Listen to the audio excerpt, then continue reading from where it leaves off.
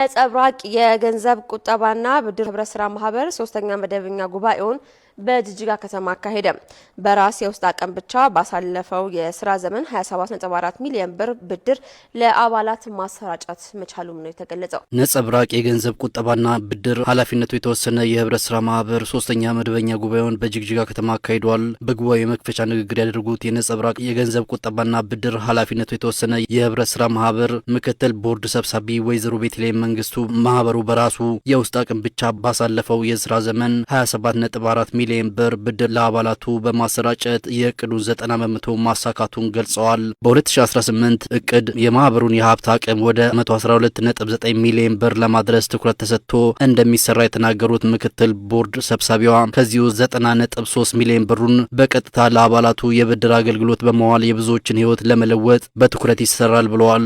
የማህበሩ መስራችና ስራ አስኪያጅ አቶ ከፈለኝ ድንቁ በበኩላቸው ማህበሩ ከተመሰረተ ከ2014 ዓመት አንስቶ ለጅግጅጋ ከተማ ነዋሪዎች በርካታ የፋይናንስ አገልግሎትን መስጠት መቻሉን የተናገሩ ሲሆን የማህበሩ አጠቃላይ ሀብትም ከ62 ሚሊዮን በላይ እንደሆነና ካፒታሉን 22 ሚሊዮን ብር እንዲሁም የአባላቱን ተቀማጭ ደግሞ 29 ሚሊዮን ብር ለማድረስ መቻሉን ተናግረዋል። እንግዲህ ከተመሰረተ ከ2014 ከጥር ወር ጀምሮ እስካሁን ድረስ ለከተማው ለጅጅጋ ከተማ ነዋሪዎችና በአካባቢው ላሉ ህብረተሰቦች በርካታ የፋይናንስ አገልግሎትን ሰጥቷል። ዋናው ዓላማችን ባንኮች፣ ማይክሮፋይናንሶች ተደራሽ ያላደረጉትን የህብረተሰብ ክፍል ተጠቃሚ ማድረግ ነው።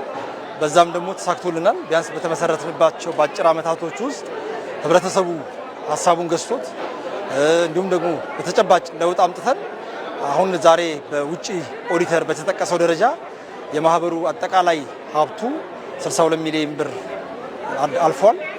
ካፒታሉ ደግሞ ሼሩ ከ22 ሚሊዮን ብር በላይ 22.1 ሚሊዮን ብር አልፏል።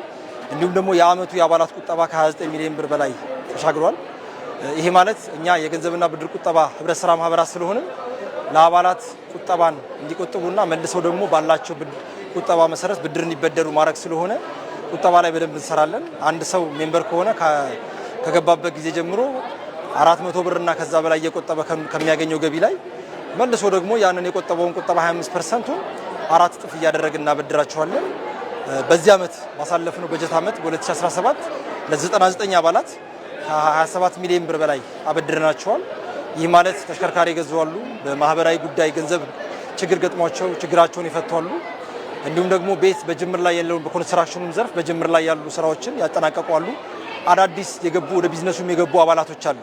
ለምሳሌ በብሎኬት ፋብሪካ ውስጥ በጤና በሕክምናው ፋርማሲ በመክፈት እንደዚህ አይነቶችን በርካታ አባላቶቻችን ወደ ስራ ገብተዋል ማለት ነው። ማህበሩ በ2017 የስራ ዘመን 1.9 ሚሊዮን ብር የተጣራ ትርፍ ማግኘቱን የተናገሩት ስራ አስኪያጁ እንደ ክልል ይህንን ከማጠናከር ጋር ተያይዞ ነጸብራቅ የገንዘብ ቁጠባና የብድር ኃላፊነቱ የተወሰነ ህብረት ስራ ማህበር ከወለድ ነጻ የብድር አገልግሎትን ለክልሉ ህብረተሰብ ክፍል እየሰጠ እንደሚገኝ ገልጸዋል። ነጸብራቅ ዛሬ አሁን በዚህኛው በ2017 ዓ.ም 1.9 ሚሊዮን ብር አትርፏል።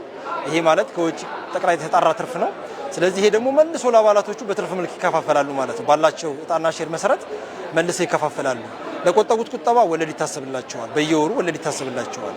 ወለድ የማይታሰብላቸው ደግሞ ከወለድ ነፃ የሆኑ አገልግሎት ቢጠቀሙት እነሱ ደግሞ በሌላ ኢንሴንቲቭ ይበረታታሉ ማለት ነው። ተበዳሪዎች ደግሞ ብድር ወስደው ደግሞ በስራቸው የስራ እድል ይፈጥራሉ፣ እንዲሁም ደግሞ ገቢያቸውን ከፍ ያደርጋሉ። አንድ ስራ የነበራቸው ሰዎች ሁለት ስራ ይፈጠራሉ። አስተማሪዎች ለምሳሌ ከኛ ተሽከርካሪ ገዝተው አሁን ተጨማሪ ስራ እየሰሩ ስላሉ በአጠቃላይ በአነስተኛው የፋይናንስ ዘርፍ አሁን በሰማችሁት ባያችሁት መልኩ እየሰራን ያለን ሁሉም አካታች የፋይናንስ ስርዓትን መዘርጋት ስለነበረ ፍላጎታችን ከወለድ ነጻ አገልግሎትም ተጠቃሚዎች አሉ። አባላትም መስራች አባላትም አሉ ሙስሊሞችና አሁን እንደውም በዚህኛው አሁን በህዳር ወር ብድር የሚወስዱ ለብድር የደረሱ አባላቶች አሉ ከወለድ ነጻ ማለት ነው። እነሱን እንግዲህ እኛ በክልሉ ነዋሪም ተወላጅም እንደመሆናችን ለውጥ ማምጣት የምንፈልገው ባለንበት አካባቢ ስለሆነ ሁሉንም አካተን ነው። አሁን በዚህ ዓመት ከወለድ ነጻ አገልግሎት ለአባላቶች እየተሰጠ ነው፣ ተጠቃሚም እየሆኑ ነው። አሁን በአዲሱ ማዕቀፋችን እስከ 1 ሚሊዮን ብር ድረስ ለጤና ፈቅደናል። ሰው ታክሞ መዳን ከቻለ ቢያንስ ነጸብራቅ ማህበራዊ ኃላፊነቱን ለመወጣት እስከ 1 ሚሊዮን ብር ድረስ ለሕክምና ወጪ ቋሚ ዋስትና ካስያዘ ማበደር ብለናል። አሁን 1 ሚሊዮን ነበር እስካሁን ሲሰጥ የነበረው። አሁን በዚህኛው በጀት ዓመት ግን እስከ 3 ሚሊዮን ከፍ አድርገናል። ስለዚህ አባላቶች እስከ 3 ሚሊዮን ብር ድረስ የኢኮኖሚ ፍላጎታቸውንና እቅዳቸውን እንዲያሳኩ ከነጸብራቅ ጋር እንዲያቅዱ እናበረታታለን፣ እንጋብዛለን። የማህበሩ ከፍተኛ ሼር ባለቤት አቶ አንጋው አፈወርቅ ማህበሩ በፌዴራልና በክልል ማህበራት ማደራጃ ኦዲት ግምገማ ተደርጎለት ባሳየው አበረታች ውጤትና ላስመዘገበው ስኬት የምስክር ወረቀት እንደተበረከተለትም ተናግረዋል።